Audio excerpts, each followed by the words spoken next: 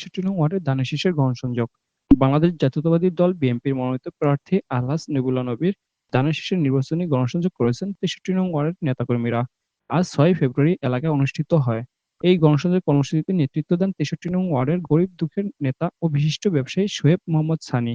এ সময় তার সঙ্গে উপস্থিত ছিলেন ওয়াহিদুজ্জামান, মোহাম্মদ রহমতুল্লাহ, শামসুল হক, জাহাঙ্গীর আলম, মহিউদ্দিন সুমন, ইতালি প্রবাসী সহ বিএনপির বিভিন্ন অঙ্গ সংগঠনের নেতাকর্মীরা। গণসংযোগকালে নেতাকর্মীরা সাধারণ জনগণের মাঝে ধানের শীষের পক্ষে লিফলেট বিতরণ করেন এবং ভোট প্রার্থনা করেন।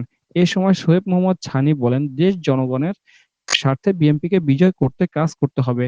স্থানীয় জনগণ এই সময় প্রার্থীর প্রতি ব্যাপক সাড়া দেন এবং ধানের শীষের পক্ষে সমর্থন জানান।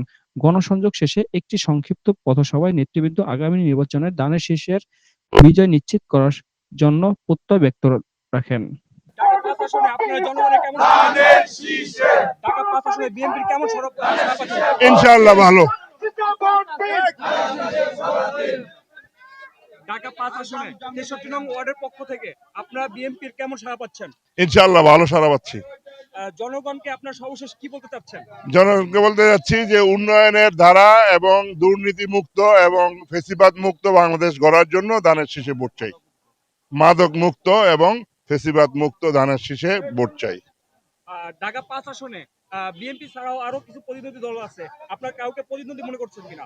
আমরা এরকম প্রতিদ্বন্দ্বী দেখছি না, তবে আমরা ইনশাআল্লাহ সর্ব জায়গায় আমাদের সারা বেশি ইনশাআল্লাহ ধানের শীষে জিতবে। এই নির্বাচন প্রচারণায় কোনো প্রতিবন্ধকতা না, কোথাও কোনো প্রতিবন্ধকতা নাই। আপনারা কি 100% বলতে পারেন যে বিএনপি এখান থেকে ইনশাআল্লাহ আল্লাহর রহমতে আমরা বলতে পারি ইনশাআল্লাহ এখান থেকে ধানের শীষ বিজয় হবে। ৬৩ নং ওয়ার্ডের দায়িত্বে আছেন বিএনপির দলে।